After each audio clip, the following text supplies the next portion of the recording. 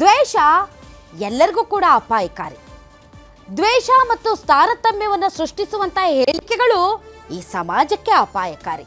ಹೀಗಾಗಿ ದ್ವೇಷ ಮತ್ತು ತಾರತಮ್ಯದಿಂದ ನಾವು ಏನನ್ನೂ ಸಾಧಿಸೋದಕ್ಕೆ ಸಾಧ್ಯ ಇಲ್ಲ.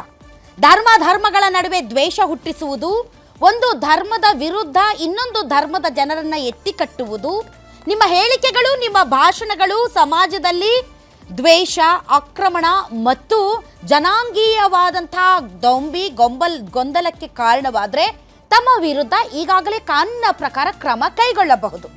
ಆದರೆ ಕರ್ನಾಟಕ ಸರ್ಕಾರ ಈಗ ಒಂದು ಹೆಜ್ಜೆ ಮುಂದೆ ಹೋಗಿದೆ.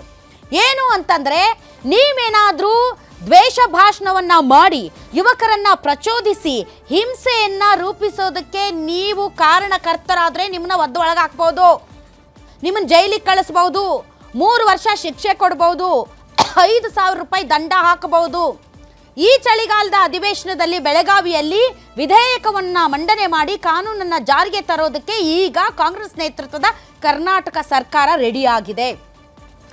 ಸೊ ದ್ವೇಷ ಭಾಷಣ ಮಾಡಿ, ಉಗ್ರ ಭಾಷಣ ಮಾಡಿ ಒಂದು ಸಮುದಾಯದವ್ರನ್ನ ಇನ್ನೊಂದು ಸಮುದಾಯದ ಮೇಲೆ ಎತ್ತೆ ಕಟ್ಟುವಂಥ ಬಹಳಷ್ಟು ಜನರು ಇವತ್ತು ನಿರುದ್ಯೋಗಿಗಳಾಗುವಂಥ ಸಾಧ್ಯತೆ ಇದೆ.